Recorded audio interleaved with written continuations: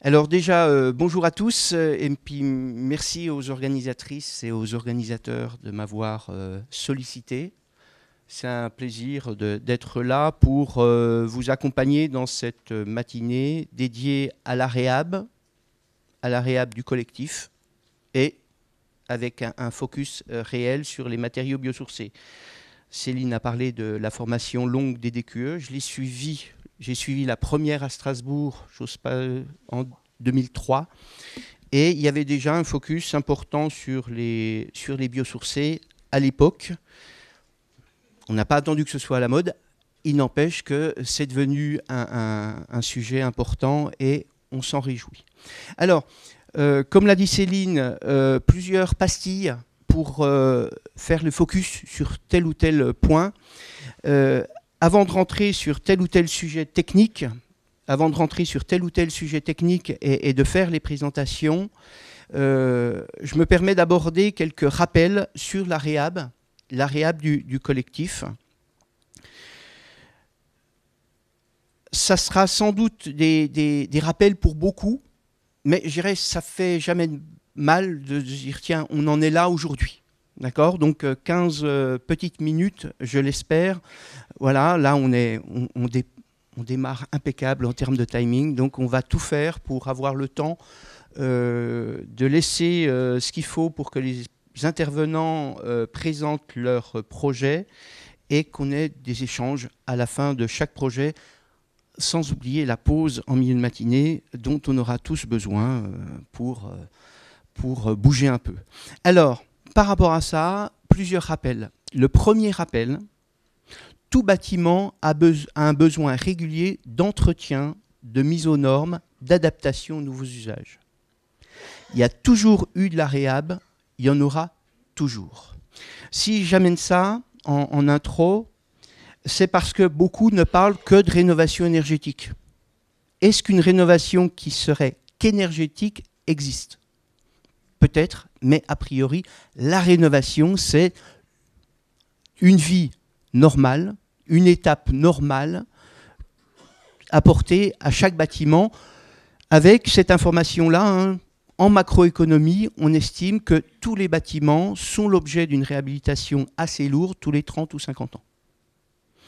C'est le premier rappel. Deuxième rappel, chaque période est accompagnée d'exigences particulières. Je suis né au milieu des années 60 dans un espace rural. Les 10 premières années de ma vie, toutes les maisons du village ont été l'objet de réhabilitation lourde. À l'époque, c'était quoi? C'était avoir un WC dans l'espace chauffé, avoir une vraie salle de bain et installer un chauffage central. Mais la spécificité de l'époque est différente et elle est directement liée aux problématiques environnementales et aux engagements pris par la France suite à Kyoto, qui ont été confirmés plusieurs fois depuis, et la dernière fois dans la stratégie nationale bas carbone. Et notre objectif, l'objectif national pour le bâtiment, c'est d'avoir un parc en moyenne au niveau BBC en 2050. On y est loin, donc on imagine l'incidence dans notre métier de chaque jour. Rappel numéro 3, le BBC, c'est quoi? Eh bien, le BBC est défini par un label sorti en septembre 2019 qui était calé à la RT existant. En principale exigence pour le résidentiel, c'est 80 kWh d'énergie primaire par mètre carré surface réglementation thermique par an. Pour les 5 usages réglementaires, on est dans une approche réglementaire, donc avec le calcul réglementaire. Les 5 usages réglementaires, pour rappel, c'est le chauffage, l'éventuel système de rafraîchissement, les auxiliaires, l'éclairage et l'eau chaude sanitaire. Et ce 80 kWh est multiplié par un coefficient d'ajustement climatique et altimétrique. Pour Lyon, c'est 80 multiplié par 1,2, donc 96. Le label va être actualisé d'ici quelques mois avec la nouvelle version de la RT existant. Voilà, donc le label a été défini en 2009, mais Sébastien Lefebvre, en fin de matinée, nous présentera ça de manière plus précise. On a 15 ans d'expérience en France 25 ans, dans certains pays voisins qui nous ont servi de référence pour définir le label, eh bien, on a ouvertement des retours d'expérience. Alors, quels sont les principaux retours d'expérience? Alors là aussi, je force peut-être une porte ouverte, mais je dirais, rappelons les choses. Rénovation BBC, c'est plus facile en une seule étape qu'en plusieurs étapes. D'accord? Ce n'est pas toujours possible en une seule étape, mais ouvertement, c'est plus facile en une seule étape. Dans ce cas-là, on parle de réno global. Bien que le BBC soit une obligation de résultat et non une obligation de moyens, il est une série de solutions techniques qui ont tendance à s'imposer sur la majorité des projets. Certains appellent ces solutions les STR pour solutions techniques de rénovation ou solutions thermiques de rénovation. Dans cette approche, il y a une logique qui s'impose. On travaille d'abord sur l'enveloppe et on ajuste les équipements. Sur les retours d'expérience, eh bien, on voit que le tertiaire et les maisons individuelles vont souvent plus loin que le 80 kWh par mètre carré par an. En fait, je fais partie des acteurs qui ont défini le label et on avait repéré un niveau technico-économique qui se tenait, que certains pays voisins avaient testé et qui semblait vraiment marcher.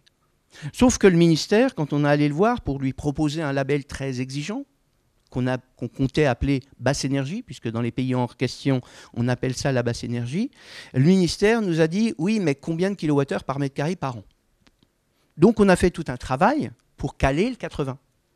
Donc, et en tout cas enregistré que dans la dernière réunion, on était une quinzaine autour de la table avec des retours de beaucoup d'études et on devait caler 70, 75 ou 80. Et on aurait bien dit 80 pour la maison individuelle, 70 pour le collectif. Parce que le collectif, du fait de sa densité-compacité, c'est plus facile à atteindre une valeur donnée. Et finalement, pour simplifier en termes de communication, on a tout calé sur la même valeur, le 80. 15 ans après, on remarque que la maison individuelle et le tertiaire, qui n'est pas calé sur 80, mais sur une valeur pourcentage par rapport aux valeurs de la RT, on remarque que par rapport à la définition du label, tertiaire et maison individuelle vont plus loin. En fait, ils ont compris que l'intérêt, c'était de trouver l'optimum technico-économique, contrairement au collectif. Le collectif cherche à avoir 79,9, c'est bon, 80,01, c'est pas bon, on va faire un petit effort. Ce qui est ouvertement, pour moi, qui suis un des initiateurs de la basse conso en France, un regret, parce que pour un public particulier, et le parc dont on parle là aujourd'hui, finalement, les motivations ne sont pas forcément les mêmes qu'un particulier propriétaire d'une maison individuelle ou une industrielle ou un industriel qui refait son tertiaire. Par rapport à ça, les pièges à éviter, réaliser des travaux qui ne seraient pas BBC compatibles et réaliser des étapes qui ne seraient pas ajustées entre elles vis-à-vis de l'obtention finale du niveau BBC. Hein? N'oubliez pas, les réhabilitations, les bâtiments subissent des grosses réhabilitations tous les 30 ou 50 ans. Si vous faites des travaux lourds qui ne permettent pas, qui ne sont pas logiques par rapport à l'atteinte du BBC, que vont faire les propriétaires quand ils auront une obligation à atteindre le niveau BBC? Alors, quelles sont les solutions techniques de rénovation? Très rapidement, on isole fortement les sols, les murs, les toitures. On choisit des menuiseries performantes. On gère finement l'étanchéité à l'air et les ponts thermiques. Hop, là on ne voit pas trop sur... mais vous voyez que chaque balcon est en train d'être encapsulé. Les hautes toitures, les bas. Puis on ajuste les installations, chauffage, ventilation, éventuel rafraîchissement, eau chaude sanitaire, dont les régulations. Pour faire simple, les solutions thermiques de rénovation, c'est ça. On peut se poser la question, mais est-ce que c'est pas ce qu'on fait depuis 40 ans? Parce que depuis le premier choc pétrolier, on fait des réhab énergétiques. Depuis 1974, quand on intervient sur un bâtiment existant, à la livraison, le bâtiment est plus performant que ce qu'on a eu entre les mains au départ. Alors, il y a quand même des spécificités à l'ère BBC, et le BBC, c'est pas tout à fait répéter ce qu'on fait depuis 40 ans. Quelles sont les principales spécificités? Pour atteindre le niveau BBC, il faut faire la chasse au pont thermique et avoir une réelle étanchéité à l'air. Jusqu'à maintenant, depuis 40 ans, souvent on s'asseyait sur ces deux sujets. Les besoins de chauffage faibles mais très variables demandent des systèmes adaptés et réactifs. Deuxième point, en lien avec le troisième, l'inconfort estival et de mi-saison devient majeur. Des bâtiments très performants pour l'hiver, un peu vitrés, ils peuvent être en surchauffe dès le mi-janvier quand il y a une forte journée ensoleillée. D'accord ? On n'avait pas cette problématique-là avant l'ère BBC. Le poste eau chaude sanitaire devient un poste à fortement diminué, alors qu'il était anecdotique jusqu'à maintenant. C'était d'abord le chauffage. De plus en plus de personnes savent que la qualité de l'air intérieur est souvent très moyenne, et c'est un sujet sur lequel les marges de progrès existent bien en France. Le potentiel des énergies fatales de récupération peut être supérieur aux besoins. Les consommations peuvent être multipliées du fait de comportements ou de réglages non adaptés. Voilà. Donc, il y a quand même une réalité après BBC, de l'ère BBC, spécifique par rapport aux habitudes qu'on a pu prendre. Parallèlement à la dynamique BBC, très active en France, on a au niveau européen une approche qui a gagné vraiment en maturité ces 10 dernières années, c'est le passif en réhabilitation. Il y a 10-15 ans, le passif en réhabilitation, c'était le must du must, c'était vraiment pour de temps en temps un maître d'ouvrage qui voulait aller très très loin. C'est devenu beaucoup plus accessible. Et quelle est la spécificité du passif par rapport au BBC? Déjà une méthode de calcul beaucoup plus fiable, basée sur la physique des bâtiments. Donc là, on sait ce qu'on met dans le bécane. On a une gestion des ponts thermiques et de l'étanchéité à l'air qui nous impose à être très très bon par rapport à ça. Donc avec le passif, c'est vrai qu'on est sûr que l'enveloppe est réellement très, très performante. Et les consos, plus faibles qu'en BBC, permettent souvent des systèmes de chauffage encore plus sommaires et économes. Ça, c'est pour les avantages. Les inconvénients, si on met les deux en concurrence, en comparaison, le passif est moins connu, moins reconnu en France. Bien qu'en rénovation, le passif soit plus souple qu'en neuf, les solutions techniques restent tout de même plus guidées qu'en BBC et le coût d'investissement est plutôt supérieur. Je reviens sur mes solutions techniques de rénovation. Ok, c'est comme ça qu'on fait une réhabilitation globale. Le problème, c'est qu'il y a 38 millions de logements à faire et 1 milliard de mètres carrés à traiter et qu'on ne va pas le faire en 6 mois. Donc, on se pose la question, qu'est-ce qu'il adviendra des bâtiments pour lesquels on ne va pouvoir intervenir que fin 2049. Donc il y a une information, c'est le rappel numéro 4, puisque le nombre de bâtiments à traiter est énorme et qu'il nous faudra 30 ans pour le faire, malgré la pertinence de l'approche réno globale, ou bien de enveloppe puis équipement, eh bien il faut simplement savoir que la majorité des bâtiments va être l'objet d'une première réhabilitation rapide pour actionner les éléments qui payent tout de suite. D'accord ? Donc, il faut savoir que chaque gestionnaire de parc devra repérer sur les bâtiments sur lesquels il ne va pas pouvoir intervenir rapidement une première étape de travaux. Rappel numéro 5, la problématique prioritaire n'est pas d'abord la performance énergétique, mais celle de la production de gaz à effet de serre.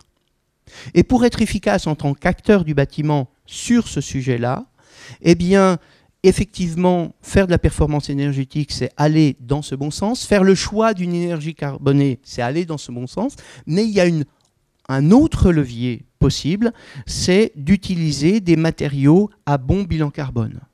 Et dans les matériaux qui sont, je dirais, faciles à utiliser, à changer par rapport aux matériaux conventionnels, ce sont les isolants. Voilà. Là, vous avez simplement une diapo qui montre pour une isolation ayant une résistance thermique de 5, le bilan carbone. Eh bien, on voit effectivement que tous les matériaux n'ont pas la même note, et on voit une famille de matériaux qui se place très bien, ce sont les biosourcés. On réalise la pertinence des biosourcés, et c'est pour cette raison que pour le neuf, on a inclus maintenant dans la RE 2020 une note carbone. C'est pour faire réaliser que pour aller dans la direction des bâtiments peu carbonés, il y a l'efficacité énergétique, le choix de l'énergie, mais également le choix des matériaux, et pour différentes raisons, en premier lieu, les isolants. Là, c'est une diapo que je laisse simplement pour ceux qui voudraient savoir avec quel chiffre a été fait le diagramme de la photo de la diapo précédente. Et maintenant, après ce retour, vous avez écouté religieusement, on va maintenant avoir un retour d'expérience en copro